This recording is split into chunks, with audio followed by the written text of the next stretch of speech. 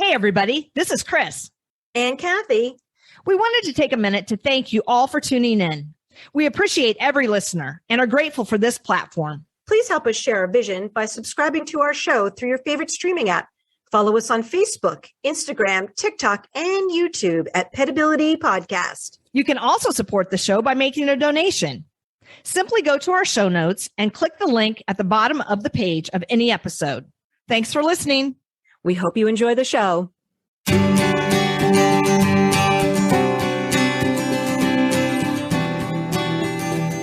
Welcome to Petability. I'm your host, Kathy Simons. And I'm your host, Chris Cranston. Our podcast provides interviews and information to help your pets live their best lives. Good morning, Kathy. Good morning, Chris. How are you on this fine, crisp winter day? I am lovely. I've already taken the dogs out on a walk on the beach this morning. So my day has started off wonderfully. Listen, my dog is still sleeping. I don't know what's going on. But that's a good thing, Kathy. That's a good thing. We've made it a rule to never wake a sleeping pug. That's a rule in our house. So we're going to wait it out till he wakes up. But in any case, Chris, we have a great guest today, and her name is Lauren Kennedy, and she's a photographer and the founder of the Tilly Project. And the Tilly Project connects pet owners with end-of-life photographers across the world. Their website also offers resources for pet loss, for adults and children, and ideas on how to memorialize your pet and things to have in your grief box. And I know that you and I have done a show previously on grief and end of life. And I love that we're going to be talking about this because I think it's such a much needed topic. But in any case, the Tilly Project was brought to my attention via another photographer friend of mine who was an end of life pet photographer. And she said, you need to check this out. I have to admit, it took me about maybe 24 hours to check it out because I was a little worried about what were the feelings that it might invoke. And it did. I went there and it invoked a lot of emotion, but not exactly what I expected, because what I saw in these pictures that Lauren had taken is there was so much beauty in it. There was so much beauty in these pictures. And what Lauren has done is captured the loving relationship between people and their pets. I imagine it's not easy as a photographer to capture a feeling or to capture an emotion. So it's not like we're taking in a photograph of an object. We're taking photographs of love, of relationships, of a history of relationships, photographing a stage in this pet's life and the history with this pet and their family. And if I go through my phone, Chris, and I'm sure this is the case with you too, I have thousands of pictures of Mac on my phone, and I'm just waiting for someone to ask me if I have a picture that I can show of him. And my most favorite ones of him are attached to memories. So something that we did together or something, funny that he did. And those are my favorite ones because it brings back this memory. And I imagine that having something tangible like these photos is helpful for these owners, not only to give them comfort during their grieving process, but also to retrieve all those wonderful memories about your pet, right? And seeing these pictures that Lauren takes really makes me think about the human-animal bond and what a gift it is to share your life with a beloved animal and all they offer to our lives. So I'm excited to talk with Lauren today. So please welcome Lauren to the show. Welcome, Lauren. Hi, thank you so much for having me. I'm so excited to be here and to talk with both of you. Thank you. Your work is beautiful, Lauren. Thank you. And we'll make sure we have the show notes for people to get the link so that they can go there and look at all of your work. But let's just jump right in because I want to hear the story. How did this all come to be? And who is Tilly? Yeah. So this started out, I've always been I've always been a huge animal person. And I guess I've always been kind of known as someone who has resources for animals. And, a person that kind of anyone can come to with questions, even if they're more unique questions. And so one day I found myself, a friend on Facebook reached out to me with kind of an interesting question, asking if she knew where her friend could get an urn for her dog who was going to be put down. And, I didn't really have an answer for that. So I said, let me do some research, but, let her know that I'm a photographer. I've been doing photography since 2011. If she wanted any photos of her dog, I would be happy to take them, wouldn't charge, just let me know. So it was a very casual, like, feel free if you want photos, I'd be happy to do them, but there's no pressure there, none of that. And we did the session. I did this session, and it was with a 4-year-old dog, and she ended up having cancer. And so we did this session. And it was my first time. I had never done it before. I didn't really know what to expect or anything like that. I hadn't met this family before. And it was so incredibly beautiful. And we did the session together, and I learned so much. And I went ahead and I just put it out there. I already had a little bit of a following on social media. Nothing, huge, but a little bit of a following. So I put it out there, and it just blew up automatically.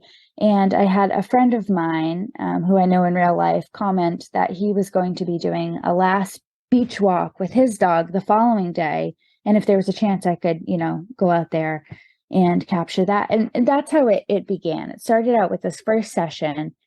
And then I just kept getting requests and requests and requests. And after a while, I started noticing that the two kind of main themes that I was seeing was either people commenting who were so gracious and offering to kind of, fly me across the United States and even to Canada and outside of the US to capture their family and their pet who, was at the end of their lives. Or I was getting photographers commenting with their information, just saying, here's my information. I'm located here. Take it down in case you ever find a family who needs the service in this area. And so it started out with kind of like a little sticky note or an index card with just a few names on it. And then it grew to a whole list of photographers. And when I started getting these requests in places that I was not able to go, because traveling, it takes a lot out of you. And that's not something that I was able to do, especially during the height of COVID. I started trying to connect these folks. So I made a Facebook group, and I thought I would give it a name, and I'll get to that in a minute. But it just started out as something so small. And then it grew into something so incredibly beautiful. And now we're over, 8,000 members in our Facebook group, and we have well over 1,000 photographers worldwide on our directory. So it has been really incredible to see it grow into something so beautiful and something so needed. And so, I named it the Tilly Project. The Tilly Project was named after my cat, who I lost in a very traumatic way. And I'll leave out, the details of that. But it was a very freak accident, and it unfortunately happened right in front of me. And it was, I think, the hardest thing that I have ever gone through. And so I thought, what better of a way to honor the love of my life than to speak her name frequently and have others speak it. And to speak it in a way that not only memorializes a love, but celebrates a life. And so that's kind of how the Tilly Project came to be. Wow. Yeah, that's a lot there. Well, and the fact that, it grew so robustly and organically. Sure. I think sometimes we all need to, pause and take note in our lives about, potential opportunities and things, and slow down and, see, like you did, this need out there, filling a potential void for people, and, giving them that way to memorialize, their beloved pet and celebrate their life. I think it's just fantastic. Yeah. Thank you. I really appreciate that. I started getting different kind of like news opportunities, and it was great to be able to show the work that I was doing on a personal level, but that could only go so far. I could only help out so many families until I couldn't. And that's when the Tilly Project and, the network and all of that really became a thing, because now when I do these news shows, I talk about the Tilly Project as a whole, not just my work, Right. which I think is impactful because, even just doing a story on like my own personal photography and everything, it brings awareness that this type of photography is out there and available. But again, I can only serve so many families. I can only photograph so many families. So now being able to speak about the Tilly Project and have it be a resource and have it be a directory of available photographers across the world, it's just like, it's such an honor to be able to speak about. It's such an honor to be able to be a part of this and to be, it's incredible. I'm so grateful for this opportunity, and I'm so grateful to have a platform. I think social media can often be spoken about in such a negative way because, there are definitely negative components of it, but man, am I grateful every day to have a platform to share this with an entire community, especially revolving around pet loss and grief and anticipatory grief. Right. I think it's something that's maybe misunderstood sometimes about pet loss and grief. And maybe family members or friends don't understand what you're going through when you lose a pet, and how it's almost sort of a bit of a lonely experience if someone else doesn't get it. Like you're almost not allowed to have that level of grief for a pet, and maybe they think you should grieve more for a person than a pet. But grief is grief, and it's painful, and we need ways to cope with that. And sometimes people are closer to an animal than they are to any other human on the planet. And so I think that it's important to be able to recognize that for people. So yes, I was just going to piggyback on that, Kathy, that, what many people, especially those that don't have pets, may not realize is how unique that relationship between the pet and their person or family is. And we learned this in talking to Lori Levine, who is a licensed mental health counselor. And the title of the podcast is called Believing and Grieving. And she pointed out that, it's a very real, wrenching and normal experience, to go through this when you lose a pet. But back to that relationship being unique, it is unique because it's nonverbal, it's ever present, it's physical in nature, and it's full of unconditional love. So, being able to recognize that and honor that and celebrate that is fantastic. And this just gives us another avenue by which to do it. When Kathy brought this up to me, that she had been turned on to the Tilly Project, it didn't take me 24 hours. I immediately went to the website and I was like, wow, I am blown away. And again, it was the emotion that was evoked in me, by looking at these photographs, and it wasn't sad. It was just, again, so powerful. And, I think that it was reminiscent of, some of the emotions that I had experienced with my own pets in the past. And Lauren, this is the only podcast, and we have over 70 shows now that we've done. This is the only podcast where I've become tearful in preparing for this interview, on multiple occasions. And again, not tears of sadness, but, rather tears of joy in what is captured in those photos. Well, I appreciate you saying that. Thank you very much. And I think, one of the things that I hear frequently, I've done a couple of sessions with rats. I think people either love rats or they hate rats. And quite frequently you hear, they're probably great, I just can't get over that tail, And I guess what I was thinking about as it relates to this is I've had so many comments when I put it out there, a session I did with a rat named Velma, people commenting and saying, I don't even like rats, but I'm sobbing over here, or I'm sobbing over this rat that I don't even know, where, I'll even have other people say, I'm not a dog person, but I'm crying over this dog, or I'm crying over this dog and I don't even know this dog or this cat. And I think that this, end of life photography, it brings up so many emotions, whether that be joy or loss or grief, any of those, because we know it all so well. And we can look at that moment, and regardless if it's us or not, we can relate to that, and we can relate to that bond.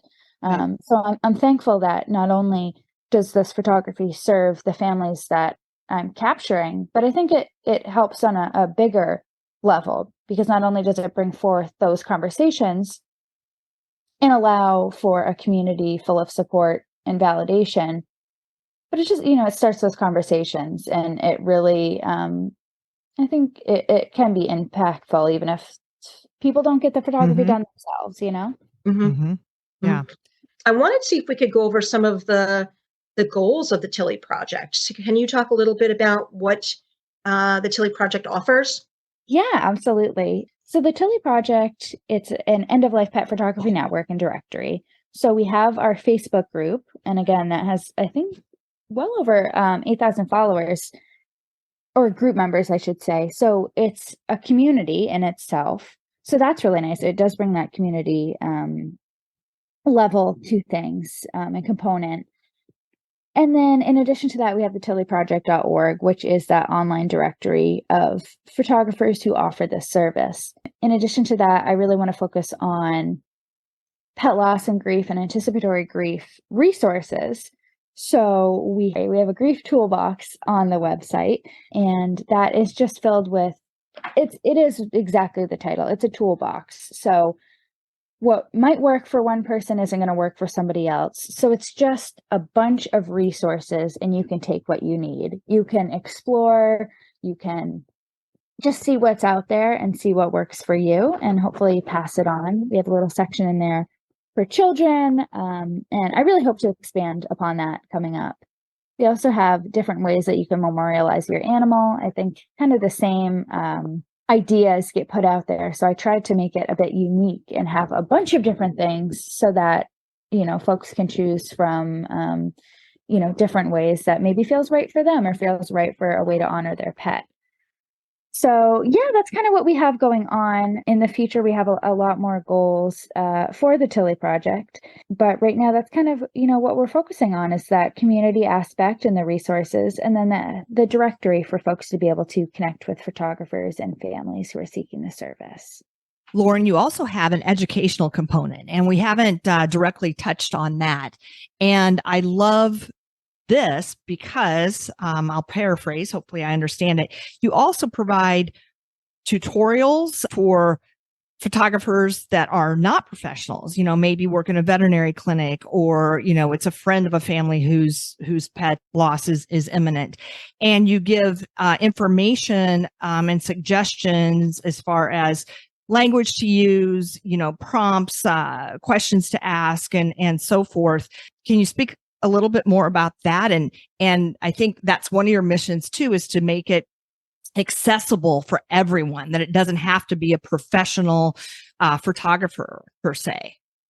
Absolutely. Accessibility for me is huge. That is probably one of the things that, I really aim to make the Tilly Project is accessible, not only with knowledge, but, I do offer my sessions for free. Not all photographers do. And of course, in the Tilly Project, we respect whatever choice the photographer makes. If they need to charge because it's their business, we respect that. And we also welcome photographers who do offer it for free. So within the Tilly Project, I really did want to make it as accessible as possible. And I recognize that not everyone can afford doing these sessions if they have, photographers in the area who only charge, and maybe they're faced with a lot of veterinary bills, or they just aren't able to afford a photographer, or let's say they don't want a photographer. There's so many reasons that they couldn't have those professional services. So I wanted to make the education accessible for everyone. So how do you take a photo? How do you take a photo on your cell phone? What are the ways that you can edit a cell phone picture and make it look like a high quality, fine art photo?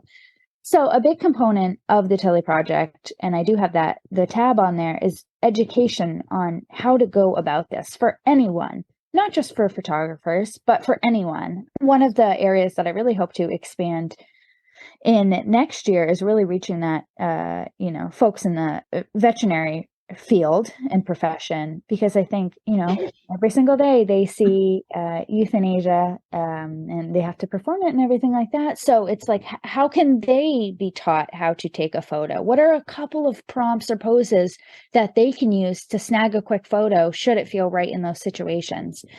yeah, right on the website, I have a few different tabs. I have like how to do different like poses and prompts, just some basic education on how to go about doing end of life pet photography. And that's an area that I really want to expand on. It hadn't occurred to me. And yes, you're right. Probably every single day we have at least maybe, one, maybe two euthanasias. And if the moment was right and it was something that we think that would be beneficial to the owner and someone was right there to capture that, that would be ideal. Absolutely. Absolutely. Because you do see folks, I mean, before the Tilly Project was even a thought, before I was even doing photography, I've had animals my entire life, and I had a cat named Nancy, a dog named Wilbur, all of that. And before both of their passings, I remember taking selfies with them on the day that they, like right before they passed. Right. And in that moment, I was so young that I don't think that I knew, like, why am I taking you know what I mean? I couldn't go through the process of like, what does this mean? Why am I taking this photograph other than I just want to be able to remember this moment? So, and you see folks posting photos right in the veterinary office, or maybe they have a at-home visit right before the animal passes. So it's been happening. It's like, how do we elevate that? How do we give these tools to not just photographers, but to anyone to be able to have that knowledge? Like, oh, you know what? It looks like you're taking some photos. Have you thought of doing this pose? Let's get a close up of like the paw on your hand. I think that would be really special. So just having those tools and that knowledge and the language to be able to use, I think if more folks had that, it would just really honor more lives, and it would invite that grief and give a sense of validation. I think it would do so many things. So, or even to realize that this is okay. This can be part of your grieving process. To take these photos is okay. Absolutely. A couple things came to mind that have resonated. And, Lauren, you referenced that there are maybe many reasons why, a professional photograph may not be accessible. And, it's great that many times it's not cost prohibitive for folks if photographers are offering their services for free. But also, I think about like how personal this journey may be and the emotion at the end of life. And I'm sure some people are not comfortable with a stranger, if you will, no matter how professional they are, capturing these moments. And so maybe feel better about having a friend or family member, take these photographs. For me, it brought up my experience with my soul dog, Dagny, and she died suddenly at my place of work. I found her and I rushed her to the emergency and they couldn't bring her back. I called my partner and they put me in a room with Dagny. Heidi came in and I said I wanted pictures, and I'm crying now. She had already passed, but I needed that. And, for some of these people out there, maybe just looking at the website and, like you said, having some ideas ahead of time, because we may not always know, it may happen suddenly. And, to be able to capture, hopefully when they're still with us, but even if they're not, our photographs were certainly not professional, nonetheless, very meaningful. Absolutely. I'm really sorry to hear about that. When Tilly passed away, it was a very similar situation. It was, freak accident happened right in front of me, and I rushed her to the emergency room as well. However, she had already passed. It was instantaneous when she passed. They tried to revive her and do CPR on her, but were unsuccessful again because she had already passed. And I think she ended up actually breaking her neck is what happened. And they took her and they tried to revive her, and then they couldn't. And I never got her body back, and I never got to spend any time with her. So when folks have stories like Chris, you were sharing, or I get comments saying, I never got to have this, I would have loved to have had this. I guess in me saying this, I'm just empathizing and saying that I'm right there with you. And I always try and put a kind of a message out there that if you never had professional photos, or maybe you never had photos at all, it does not make your grief or your love or anything any less valid. And I think that's so important for folks to hear. And Chris, I'm so thankful that you had that opportunity to have those moments captured, regardless if they were with a professional camera or with, a cell phone. Me too. So I'm very grateful that you had that opportunity. And again, I'm so sorry for your loss. It's very difficult when you do lose that heart or your soul animal, no matter what type it is. So thank you, Lauren.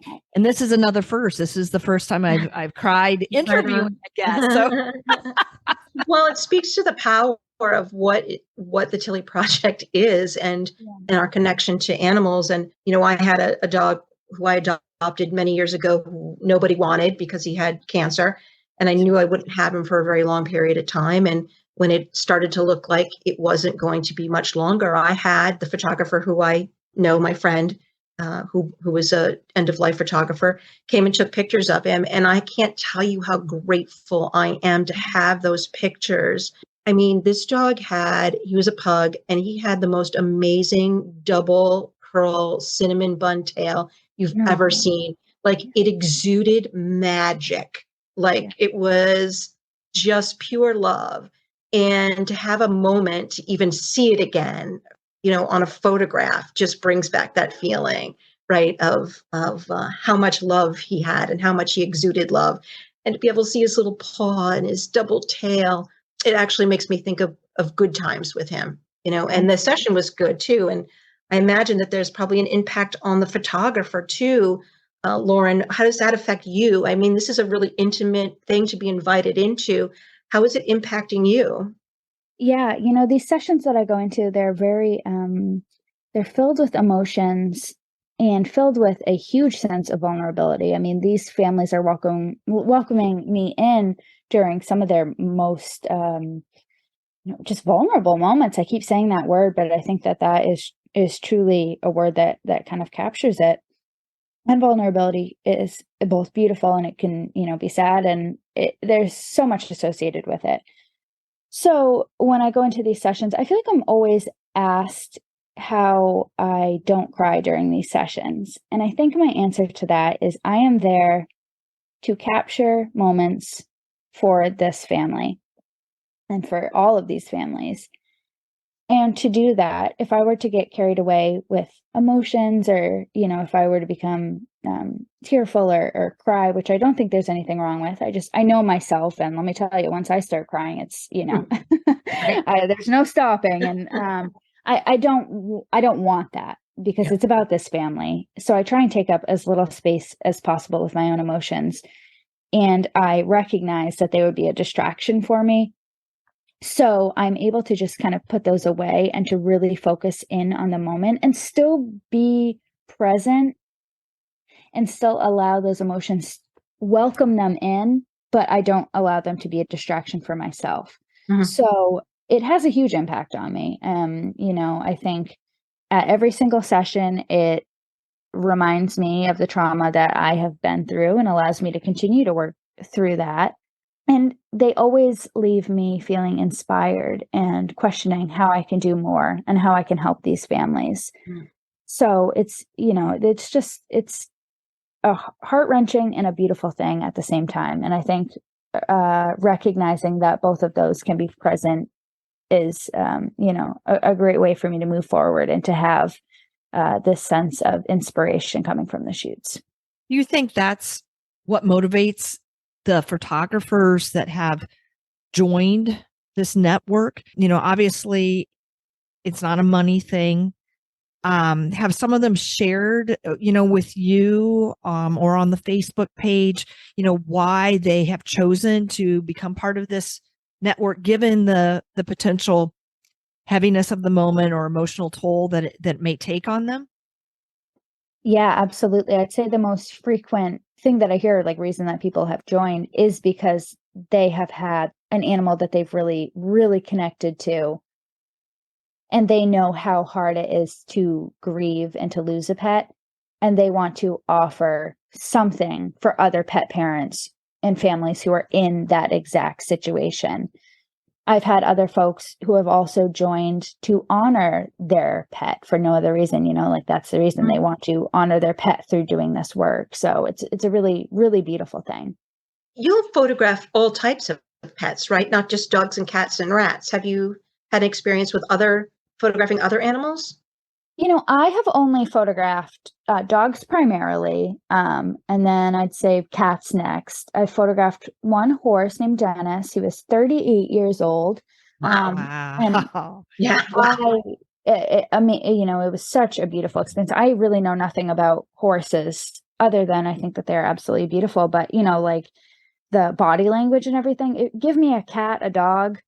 Yeah. I feel like I can read them very well. And, I can see like when they're stressed out and everything like that. I know nothing about horses. So I was very grateful that I had that opportunity to learn and to capture that love and to learn from, different horse families and everything.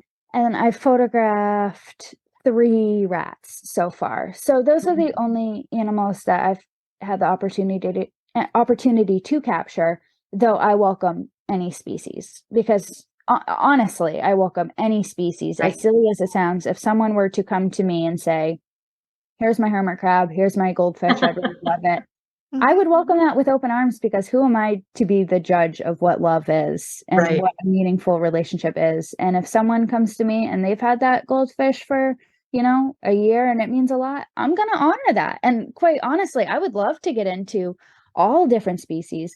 Not that I want them to, and I think language really matters. And it's something that I am constantly checking myself on. Because I never want families to be in this situation. I never, you know what I mean? But if I'm allowed the opportunity to capture that, I feel great honor in that.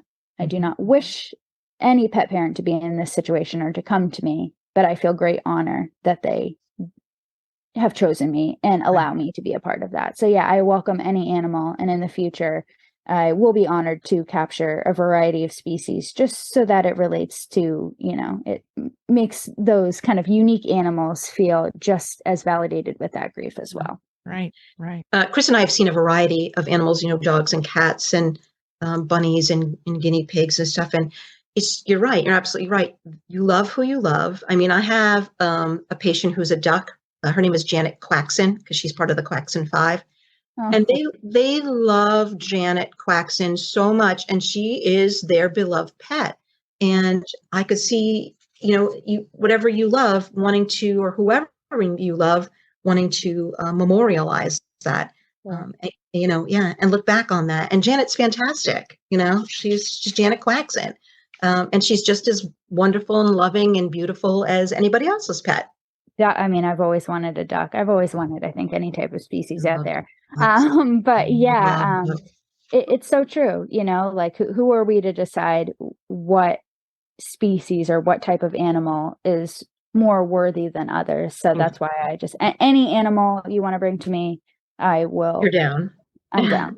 Absolutely. What is it, Lauren, about your eye that you're able to capture this as able to capture these moments as feelings? That's actually what it is to me. It's like you're capturing emotion. It's not like you're taking a picture of a bowl of fruit. What is it about your eye that you can catch a feeling in a photograph? Oh man, that's a really great question. Thank you for asking that. I'm not sure if I can answer that, but what I will say, I have always loved documentary photography. So I think that kind of knowledge and that background and me just kind of being like obsessed with that from such a young age has allowed me to view photography in kind of like a different way than the classic, more like commercial photography, if that makes sense. And so during these shoots, what I'll often do is rather than doing poses, I'll do prompts. And I think that by doing prompts, it allows for more natural moments. So for instance, rather than just saying to the family, okay, I'm going to have you, all get together and let's look at the camera and smile. What I'm going to say is, all right, I would love for you to get down on the level of, your cat and go ahead and just give your cat some love, because that can mean something different for every single family. And it allows them to be natural and to do natural things. Right. Like if you were to say to me, and my cat Percy, I wish you all could see him. He's sitting here with me. If you were to say to me like, okay, go ahead and give Percy some love, I'd scoop him up like a baby and I'd give him kisses on his chin. You know what I mean? That's what he loves. And that's his thing. But, Chris, I could say to you, go ahead and give your pet some love. And that could be, I'm going to get on the ground and we're going to roll around and we're going to give all the belly rubs in the world, you know? So it just means a different thing for every single family. And I think by giving these general prompts, it allows for moments to happen, you know, and natural moments and kind of, it's just more candid moments. So I try and do that as much as possible. You definitely have a unique talent. And, you know, again, capturing the spirit, the relationship between the pet and their family, it's palpable through the images. Right. And the ability to evoke, you know, this raw emotion. Well, thank you. I really appreciate that. That means a lot to me to hear, because, you know, that's what I aim to do, you know, is to just capture these moments in time, a snapshot in time for families to be able to look back on and to really cherish and allow them to, you know, utilize during their time of navigating that grief. Sometimes I kind of view my photography almost like a movie. I almost feel like, almost like I'm the director. Not because I'm trying to put my spin on things, but because I'm calling out prompts. I'm saying, okay, why don't you go ahead and do that? And I just snap away. And then later I look through and I find these really beautiful moments because of those prompts, you know, because of that direction, not posing, but the direction. Mm-hmm. Yeah, not a pose. You mentioned earlier that I just remember being in some professional photography sessions and, you know, like you said, they ask you to do something and it feels so awkward. And even my smile feels so unnatural. Absolutely. So, you know, getting the people and the pets lost in the moment, I think is key. So, Chris, I'd like to take a break here, if you don't mind, to mention our sponsors. Heads Up Pets Water Collar. Water safety is a priority when it comes to our pets. And the unique design of this collar will keep your pet's head and nose above the water, even if they become unconscious. So visit their website at savedogsfromdrowning.com. Let's also mention Dr. Busby's toe grips. How many times have Chris and I talked about the importance of traction? Almost every episode. So check out Dr. Busby's toe grips at toegrips.com. Toe grips are going to help prevent slipping, splaying, and those painful falls on slippery surfaces. And last, but certainly not least, at dogsbestlifebox.com, the enrichment subscription box. Enrichment is the spice of life, and your dog will thank you for everything in that box. Remember to use the promo code PETPOD22 on checkout. That's PETPOD22, all capital letters. Use the promo code at checkout with any one of these sponsors, and you'll receive your 10% discount, and proceeds will go to help our show. Hey, Kathy, I think now may also be a good time to mention our New Year survey that we're launching in 2023. So the purpose of the survey is that we want to understand you and your pets better to ensure that our content is relevant, helpful, and interesting to you as our listeners. Please complete this survey no later than January 31st, 2023, and you'll be entered to win a $100 Amazon gift card. So one winner will be selected at random and notified via email. The link will be in our show notes. It will also be on all of our social media channels. And again, we can only get better with your help. So Lauren, I cannot believe with all that you've shared that the Tilly Project was born in 2021. It's only November of 2022 as we're doing this recording. Do you have any idea how many people with their pets have taken advantage of the services offered by the Tilly Project? Do you have any data on that or any idea? You know, I don't. And I wish that I did. I posted a video yesterday on TikTok, just, you know, announcing some things about the Tilly Project, which I think we're going to get to in a minute. And I was just, you know, talking about the Tilly Project, and I had so many comments of people saying, you know, because of the Tilly Project, I was able to do a photography session with my boy before he passed. And I get these comments all the time. And sometimes I feel like, you know, like with the success I've had and with how big this has become, sometimes I feel like I don't fully understand, or I can't like wrap my mind around all of this. Like the Tilly Project is making it possible for hundreds of families. I know that. I know it's hundreds of families to have this happen. I don't think I will ever wrap my mind around that. Right. And I don't just like, it just blows my mind every single day. So I don't have an exact number because again, you know, when this was first started out, it was just like a website that I was doing with photographer and like where they were located. And that's it. You know, I never expected it to really grow to be this size, nor do I really know how to capture that data, you know? You know, if you have over 1,000 photographers worldwide, Yes. and if each one of those photographers just took one picture, I mean, or had one session, if you will, Right. Right. you know, then that'd be 1,000 right there, you know, and you said hundreds. Well, I think you need to exponentiate that because then you have all the folks that we were talking about that aren't even seeking the services of one of the photographers in the network. Maybe Right. it's another photographer. Maybe it's a family Absolutely. member. Maybe they're doing it themselves. So I think you have no idea the vastness and how many lives you're potentially touching. Yeah. I can't wrap my mind around it. And I'm not the best person to like take, not praise, but like, I don't know. I like what I do, and recognition is great if it helps out others. So sometimes for me to step back and to be like, wow, you know, like I'm the founder of I'm the founder of this and I started this. It's so like, I can't wrap my mind around it. And I don't think I will ever be able to. So I really appreciate you taking the time to bring this, up and to really, recognize that. It really means a lot to me. And I still can't wrap my mind around it, but I'm so grateful for this opportunity. It's such a great way to memorialize Tilly too, you know, like what a wonderful way to make something of the grief. Absolutely.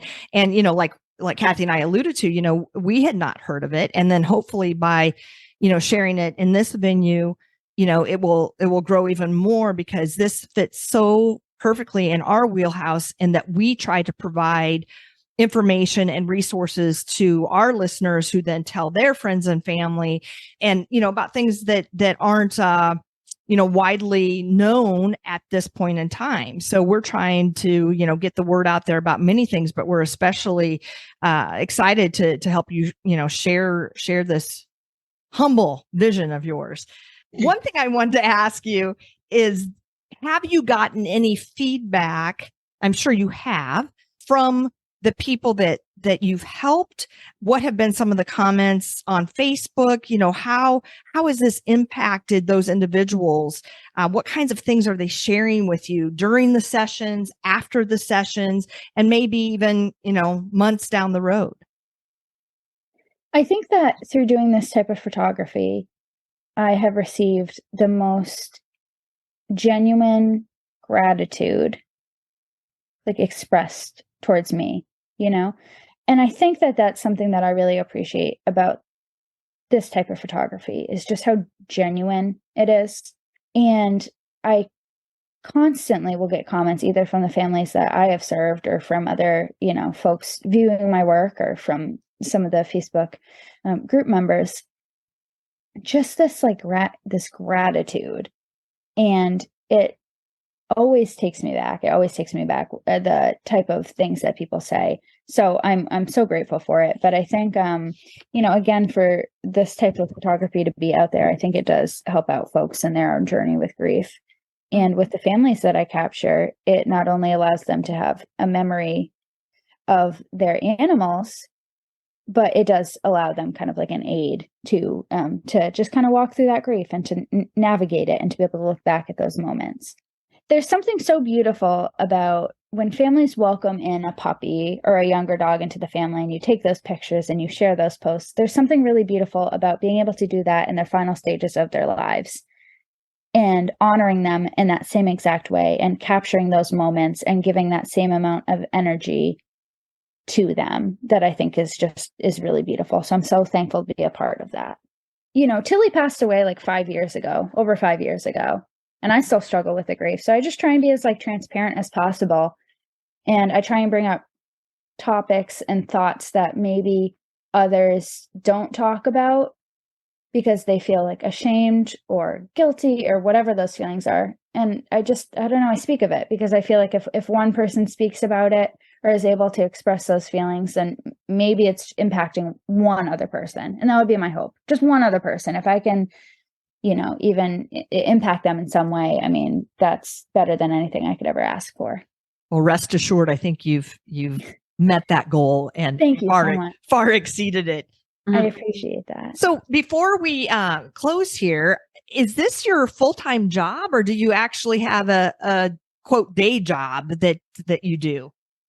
Oh, I have a day job. Yeah, no, I do the Tilly project. I do it out of pocket right now. And I just kind of do it like I'd say I still do it full time, but it's not my full-time job. Like I make no compensation out of it, if anything. Well, you're so passionate about it. Absolutely. So it's a passion project, in terms of how you utilize your time and just how successful it's been, how it's grown. That's why I wanted to ask that, because I'm like, how does she do all of this, manage all this if she's also working, full time doing other things? So very amazing. Kudos, Lauren. Thank you. I actually, both of you might find this interesting, and I'm not sure if you know this about me, but I actually work in wildlife rehabilitation for my day job. So I'm the director of development there. So I do all the behind the scenes things for a local wildlife rehab, and it's really incredible to be able to work with animals in that way. And I'm also on the board of directors for a local, it's called Finally Home Senior Dog Rescue and Retirement Home. So I do some work there as well, but again, that's not a paid position. So the Wildlife Center is my income, and focusing on school and nonprofit management right now. I think you may have some breaking news that you'd like to share. We saved this for last because it's just happened. Yes, absolutely. And there have been a couple times where I've almost slipped up, but I wanted to save it for the end. So as of 2 days ago, the Tilly Project is now a nonprofit, which is so exciting. Yay. We're in the process of becoming 501c3, that status. But right now we are listed as a nonprofit corporation, which is so extremely exciting. So what is the significance of that and for you and for the organization? And I do want to tell folks, because this is pre-recorded, that 2 days ago is November 16th, 2022. So that's when it was announced about the nonprofit status. But tell us about what the significance is, Lauren. Yeah. So it's going to be really incredible. It just allows us to do a lot more, now that we are going to be able to accept donations. Because I do want to say the families that I photograph, some of them, if they are able to, they can be very generous, and they'll, either donate to like the place that I work, the Wildlife Center, or they'll give me like a tip for gas, which I use specifically for gas. So now with the Tilly Project being able to accept donations, we are really going to be focusing on three main things.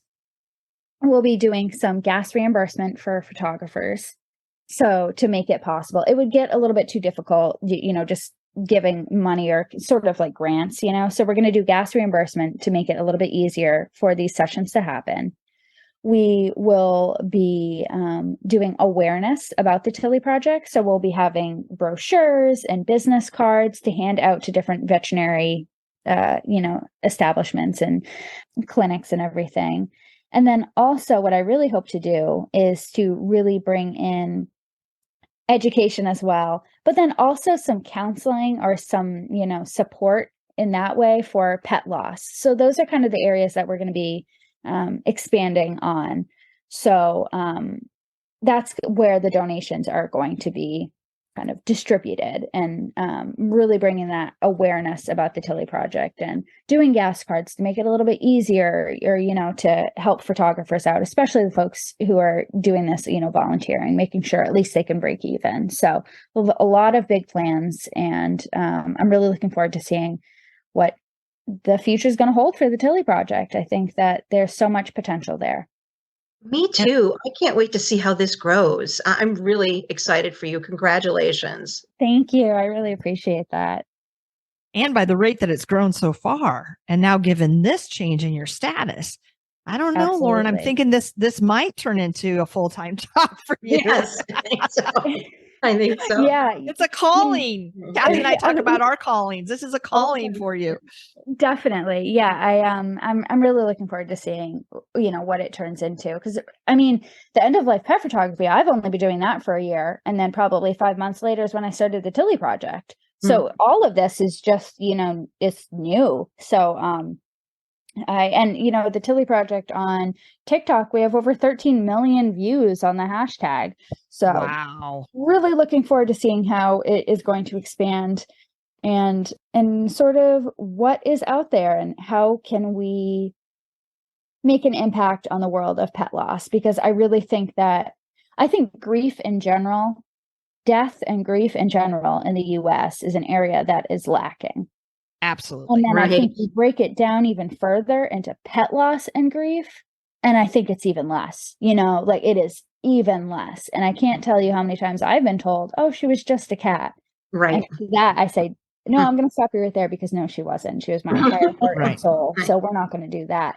So I think that just, having that support and that community and those resources is, if nothing more, that alone is really needed in the community. And, I think also with this type of photography, I think burnout within the veterinary field is so extensive and everything. So I don't want to think that I'm playing any part in making anything like that better.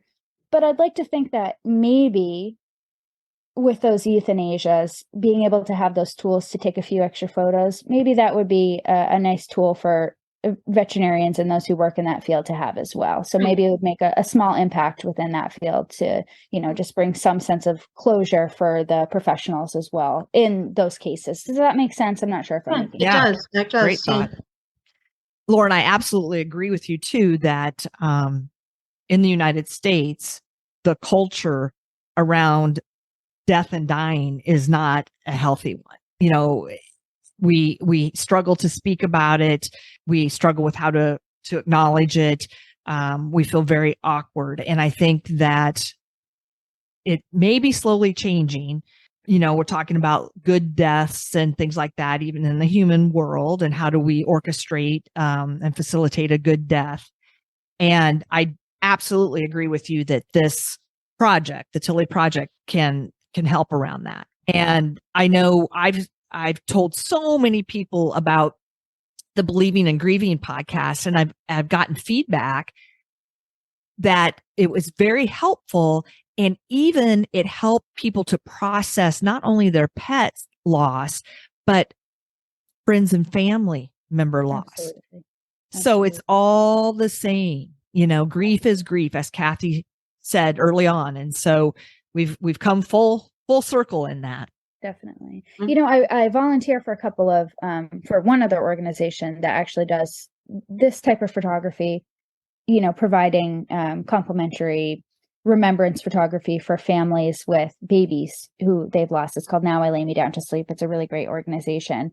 And I've done a couple of shoots for families who also have a family member with a terminal illness.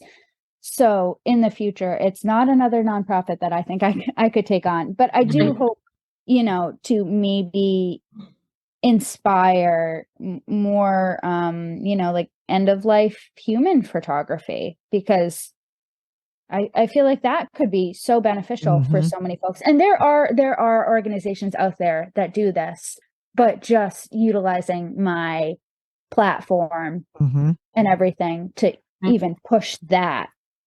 Because I think once, and it sounds kind of not silly, but I don't want to minimize it, but sometimes once things become a trend and feel like, okay, everyone's doing this, it's okay for me to do it, then more they folks become will normalized. embrace it. Exactly. So it's like, I don't want to minimize it to something of just a trend, but once it becomes like accepted within the community, then more people feel more comfortable with doing it. Does that make sense? Yeah. Yeah. It So does. I'm looking forward to seeing how just this end of life pet photography can spark other things and really And just become more generalized. exactly. And Across just bring up, species. and bring up including humans. right, absolutely, and just start having those conversations about death, even if it's we just start talking about pets, like I don't know. So I think it's very transferable because death is going to happen to everyone. So you've started the conversation. Yeah. And I think that's very important. So Lauren, as we're closing up, is there one final thing that you'd like to leave our audience with? Yeah, no, I just, I really appreciate the chance to come on here and to talk about the Tilly Project. And it's something that has always, ever since I started doing pet photography and end-of-life pet photography, it has been a thought in the back of my mind. And now to see it come to fruition and to be named after the animal in my life who has taught me the truest form of love, I think is a really beautiful thing. And I guess, you know what, the thing that I would like to leave the audience with is there's a stage of grief that not a lot of folks talk about because, you have the classic stages of grief, but then there's also a stage of grief where you do something with it, where you take that grief and you do something kind of like productive with it, or just do something with it. And I think that with my losing Tilly and now having it kind of come full circle and being able to name this project after her and to honor other folks' pets in the way that I would have loved the chance to have honored her, I think it's a really beautiful thing.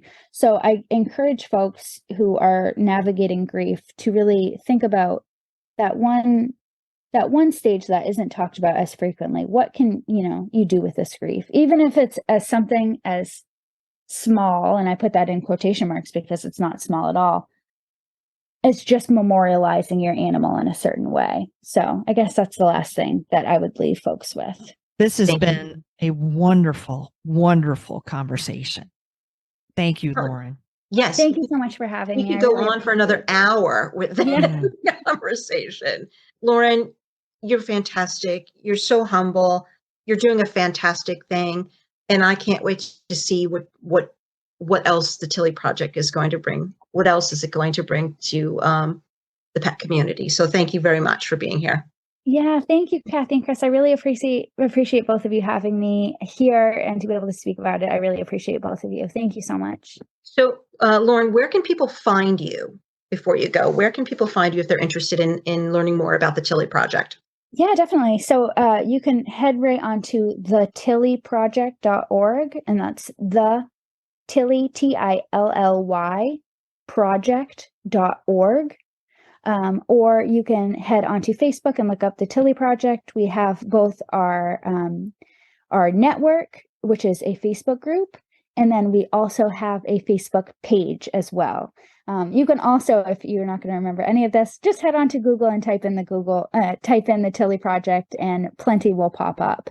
If you're interested in looking at my personal photography, you can go onto Instagram, and it's just Lauren Smith Kennedy, and I have a Facebook page as well. Wonderful. Thank you, Lauren. Thank you so much. Sorry, I just want to interject here. Lauren, you also have a TikTok? Oh, yes, I have a TikTok. Yes, thank you. Yes, and so on is TikTok for Tilly and you, or just go ahead, tell us about my it. TikTok account is just my work right now, but I do hope to get the Tilly Project on Instagram and potentially TikTok in the future. Just haven't done it quite yet. So, but yes, I am personally on TikTok, and it's again Lauren Smith Kennedy. Thank you, Lauren. It was wonderful talking with you. Thank you so much for having me. I really appreciate your time and allowing me the space to be able to talk about the Tilly Project and end-of-life pet photography. Thank you so much. Bye, Lauren. Thank you for joining us. We hope you enjoyed our show.